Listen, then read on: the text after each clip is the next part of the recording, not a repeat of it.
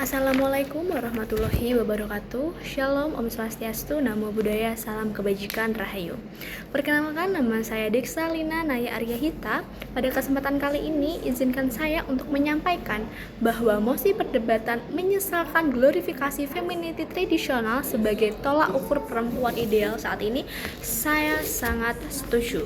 Karena glorifikasi femininity tradisional sendiri sebagai tolak ukur perempuan ideal seringkali merugikan dan membatasi potensi perempuan untuk dapat berkembang, di mana femininity tradisional dalam konteks ini adalah sikap atau perilaku yang mengacu pada kelembutan, kepatuhan, dan kebaikan yang biasanya di-stereotip oleh masyarakat luas.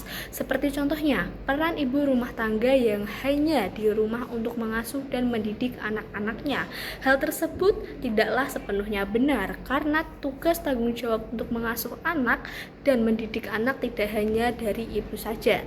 Sedangkan itu dapat mengundang kontroversial terhadap femininity tradisional yang dapat membatasi potensi dan pilihan perempuan.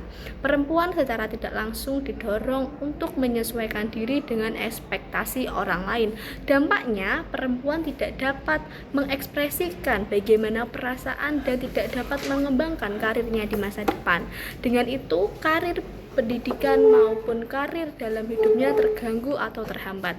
Selain itu, dapat memicu tekanan dan ketidakbahagiaan perempuan yang tidak sesuai dengan standar feminitas tradisional, dapat merasa tidak cukup, gagal, dan kurang feminim. Tekanan tersebut dapat menyebabkan stres, kecemasan, bahkan depresi. Apa jadinya apabila seluruh perempuan mengalami depresi? Bagaimana standar yang ada di dunia ini apakah tidak mengalami perubahan struktur sosial, sehingga femininity tradisional menghambat perempuan untuk dapat berkembang dan menunjukkan potensinya.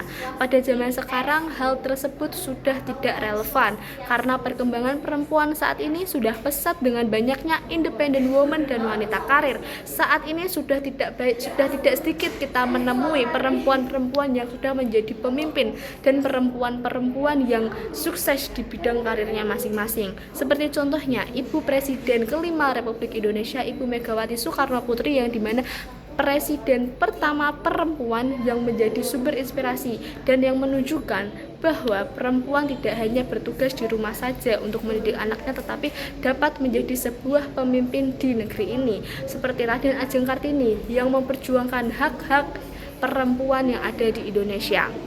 Femininity tradisional layak disesalkan apabila dijadikan acuan perempuan ideal, karena apabila hal tersebut disupport dapat menghambat kemajuan sosial.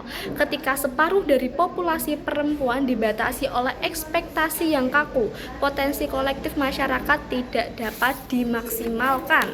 Inovasi, kreativitas, dan solusi terhadap masalah sosial dapat terhambat karena suara dan kontribusi perempuan tidak sepenuhnya dihargai atau diizinkan berkembang. Dampaknya, perempuan yang ada di Indonesia tidak dapat menunjukkan bahwa mereka mampu bersaing dengan sehat oleh manapun, baik laki-laki maupun perempuan lainnya secara sehat dan bersih. Analoginya, seperti apabila seluruh perempuan berada di rumah dan hanya patuh dengan aturan yang ada, maka siapa yang akan memperjuangkan hak-hak perempuan, dan bagaimana perputaran kehidupan dapat seimbang jika seluruh keputusan dikuasai oleh laki-laki?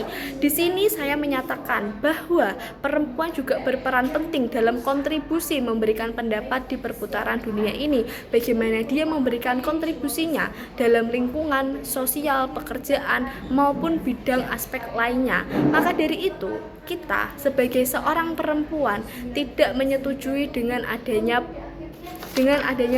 femininity tradisional yang dimana itu hanya mengekang perempuan untuk berkembang dalam bidang karir dan pendidikan. Perempuan di Indonesia berhak untuk dapat mendapatkan karir yang sesuai dengan pendidikan yang setinggi-tingginya. Sudah tidak sedikit kita menemui perempuan yang sukses di karirnya maupun di pendidikan. Maka dari itu saya setuju dengan menyesalkan glorifikasi femininity tradisional sebagai tolak ukur perempuan ideal, karena Karena apabila di zaman sekarang kita masih menggunakan standarisasi itu, maka Indonesia tidak akan berkembang, Indonesia tidak akan menjadi negara yang maju, karena semua pendapat, semua hasil dari musyawarah hanya diambil dari laki-laki saja, dan perempuan sudah memiliki kekuatan untuk dapat bersaing dengan laki-laki, yang dimana mereka pun tidak takut apabila kita harus dihadapkan dan disaingkan dengan laki-laki. Oleh karena itu, saya Diksalina sangat setuju apabila Dewan menyesalkan glorifikasi femininity tradisional sebagai tolak ukur perempuan ideal. Untuk itu, saya Diksalina mohon undur diri. Terima kasih.